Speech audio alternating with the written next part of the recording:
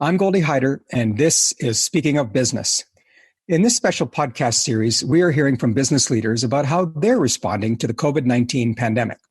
Within a few short weeks, the new virus has changed the way we live and work, and that includes adapting to a world of physical distancing. Suddenly, the digital world is more important than ever before. My guest today knows all about that. As CEO and Chief Technology Officer of Open Text, Mark Barrenechea helps organizations across the globe manage, share, and secure their data. Open Text is in fact Canada's largest software company. Mark, welcome to the program. Goldie, thanks for having me on today. Well, look, let's just jump right in. As I said in the introduction, you have a much more global look at this based on the clients that you serve. It gives you a front row seat, if you will, to see how your customers and organizations are adapting to this COVID crisis. Can you share with our listeners what you have learned over the past few weeks?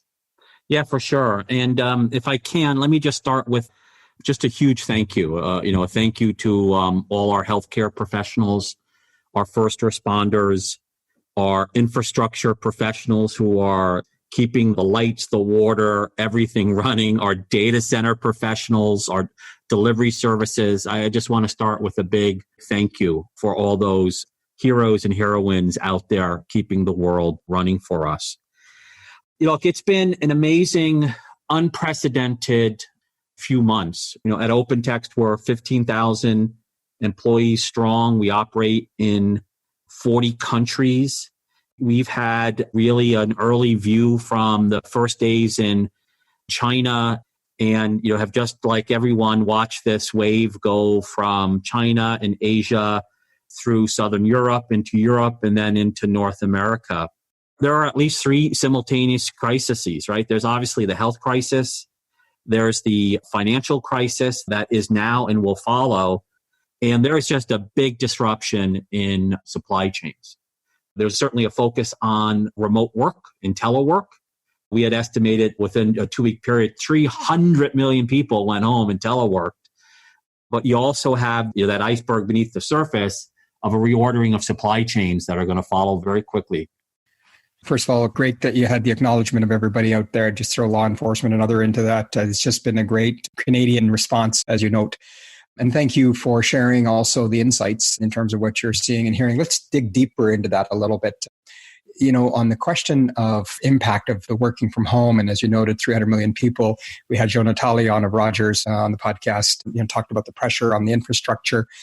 One of the things that I wanted to ask you about is concerns that you may be having about cybersecurity and those kinds of issues that you may be seeing globally, because unfortunately, mischief knows no bounds, right? Yeah, for sure. And I think I can use this word on a podcast, but there's a special place in hell for those who are exploiting those in any time, but these unprecedented times. So we made an acquisition recently of a company called Carbonite.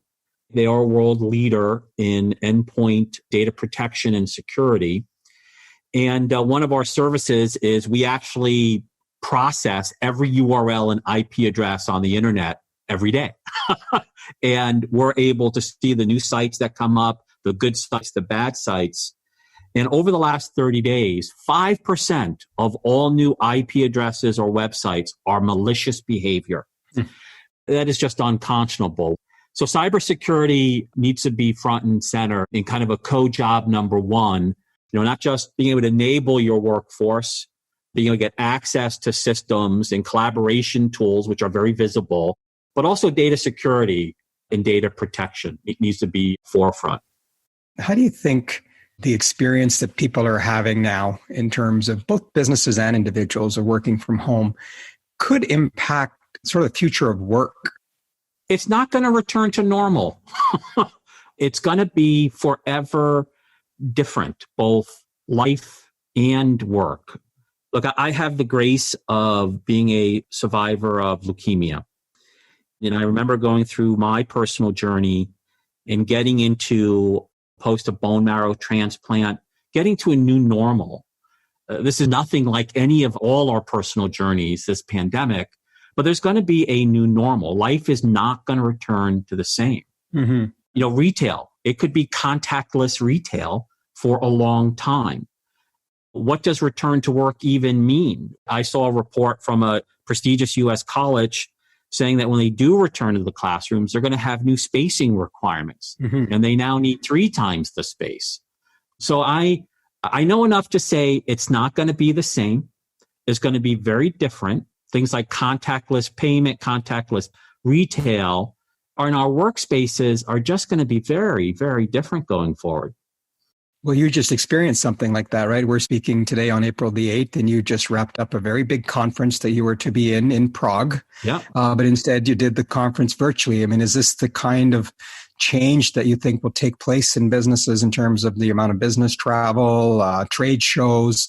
Or is that just a moment that we're reflecting on and thinking it will, but over time it will go back to that old normal? It's probably a very long moment. Yeah.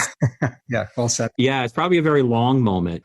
We were supposed to be in Europe this week for our annual customer conference, Enterprise World Europe in Prague. We moved it to our digital zone. We've invested as a tech company and an enabler of digital in a very large infrastructure. And we were able to deliver a conference today. I think we had a peak of 3,000 concurrent viewers. We had breakout sessions, guest speakers. Accenture was there, Unido, but we did that all digitally and did it in a very creative and interactive way. And I think we're in this very long moment where all our events, our selling, our servicing are going to be digital. Is SARS a guide here? I remember the Toronto Rolling Stones concert where there needed to be an event to bring people back together. I'm delighted to be thinking about bringing humans back together. But this is probably a very long moment where we're going to all be living in the digital zone for quite some time. Well, look, part of what we cover in the podcast is to hear directly from CEOs what they're doing to help those who may not be in a position to help themselves in this situation. And I know that at Open Text, there have been a couple of initiatives. I just want you to touch briefly on each one. One is the Employee Relief Fund that you have in place. And also, and I love the name of this, but the 100 Acts of Kindness. Yeah, thank you for that. It's really important that all CEOs are over-communicating, leaning on their culture, and taking care of their communities. And at Open Text, we felt the best way to be able to do that is we're putting in place a $4 million program, $2 million, which is an employee relief fund.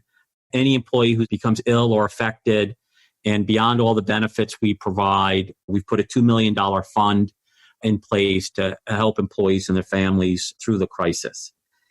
We're a global company operating in 40 countries, 100 cities. So we put together a second program funded at $2 million, which is called 100 Acts of Kindness.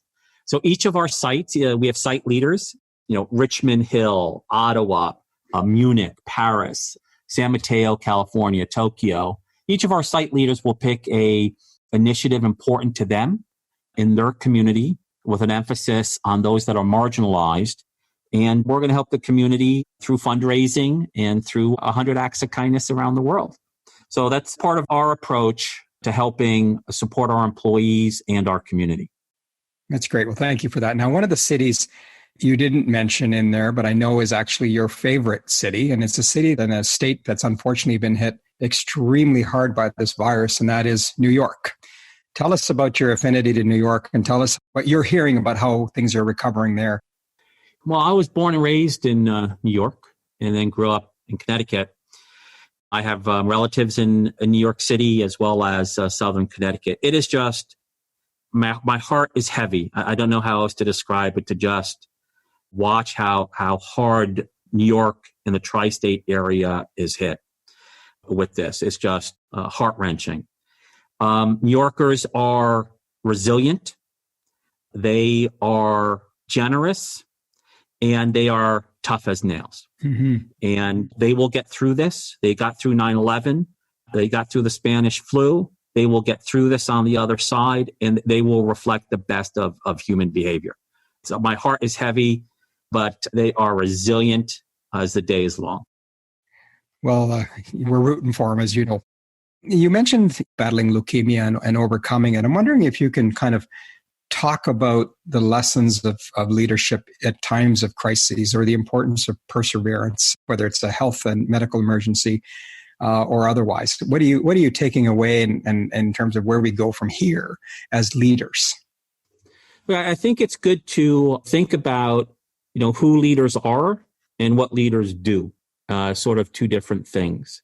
Mm-hmm. Who leaders are: purpose-driven, collaborative, it's selflessness. It's who leaders are and kind of what leaders do.